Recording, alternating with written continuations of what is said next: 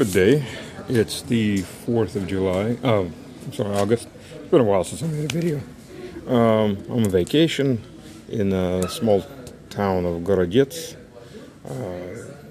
Interesting little place on what's called Povolzhye. So it's on the Volga River, on the east side of the Volga River, north of Nizhny Novgorod, which is also a very, very cool city. It's got a really nice vibe, a huge Kremlin. Kremlin in Russian means walled city. So the original walled cities are all Kremlins, just like there's an Acropolis in every Greek city. They've repaired it. There's administrative buildings inside of it. Now, the original buildings, all the houses, of course, aren't there anymore. The wall is. The sun just came out. The wall is, and the courtyard's full of museums, expos, and government buildings. Yet, so it's a pretty interesting place overall. Sorry about that. And it's got a couple of really big pedestrian streets, kind of like Arbat. See, that's the thing is, all the foreigners that come over to Russia, they all know Moscow, St. Petersburg, but there's so many other cities.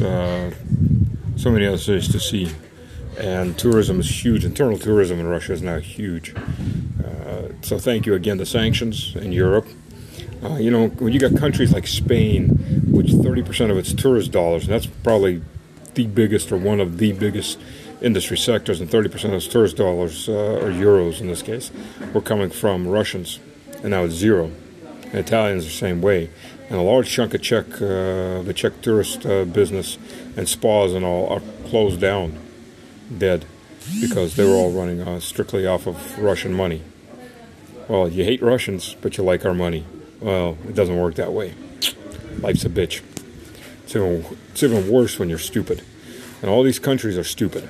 So, internal Russian tourism has taken off where it lagged before. Governments are investing a lot of money, repairing a lot of, massive repairs all over the place.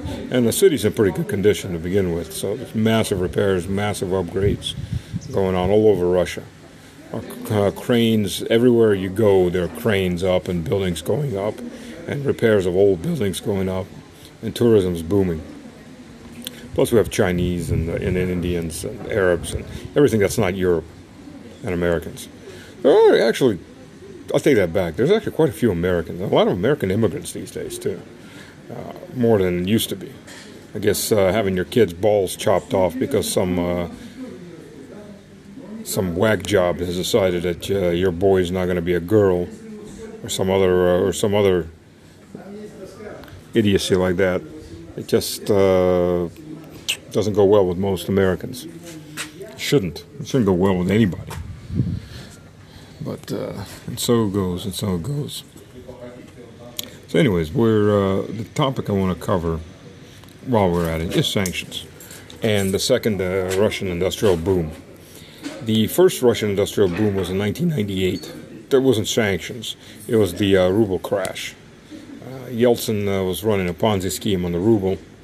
Gaidar and his neoliberal scum had gutted the Russian, or former Soviet, but now Russian industry, sold off everything for pennies, pocketed a good chunk of it. So the Russian production was just collapsed. Everything was coming in as imports. Well, in 1998, the ruble collapsed totally. I mean, it devalued like 10 times. So they had to put out new money. So what earlier was 100 rubles became 1,000 rubles. A massive devaluation.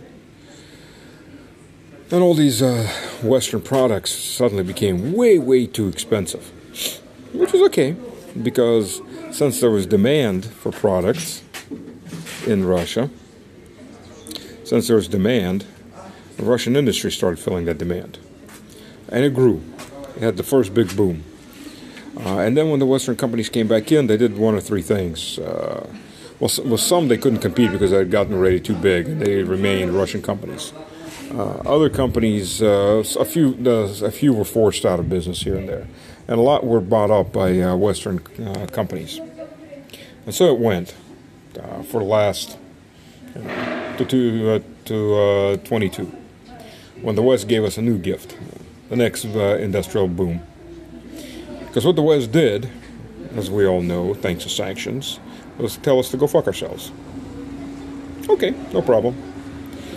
We confiscated, and are in the process of confiscating Western-owned industry in Russia, whether it was originally Russian or not.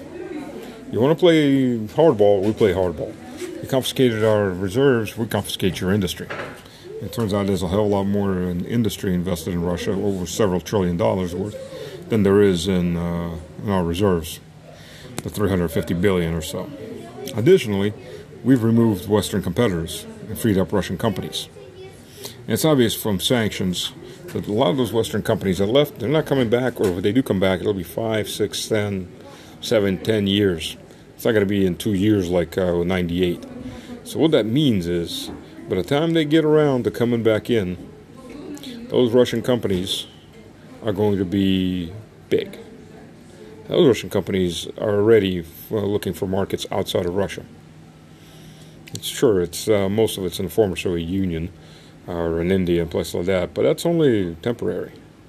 So what you've created, thank you, Americans and Europeans, is a second Russian industrial boom.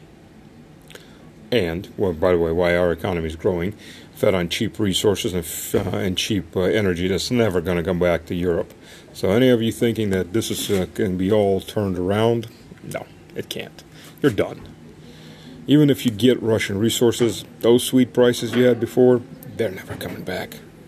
Just get used to and thanking your American owners for all the screw jobs that they just gave you. Because those cheap resources are never going to come back. You're going to live by real market prices now. And Europe is an uncompetitive shithole on real market prices. You're not competitive. Your industry is not competitive. Your salaries are not competitive. You need to start cutting down your salaries to about a third or a fourth of what you're now getting to be competitive globally. We have cheap resources, all of them. That's right. Pretty much so everything you want, we've got, and we ain't giving it to you. It's for us and for our industry. Now, if you're smart, and few Europeans are, unfortunately, you pack up your bags, get a couple books on basic Russian, and start immigrating this way. Go to a country that's going to grow. It is growing. It's going to continue growing, and abandon the rest of that peninsula that's turning into a second and third world shithole. If enough of you come here, we'll help you reconquer it back. It'll be Western Russian provinces. Yeah, we're nice like that. So that's your choice. We're having a second industrial boom since the 90s. So thank you. Thank you very much. That's how it's going to go, and it's going to continue going.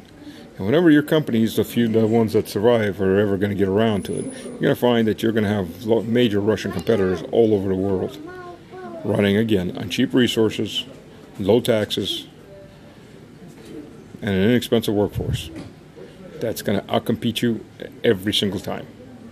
Have fun. God bless.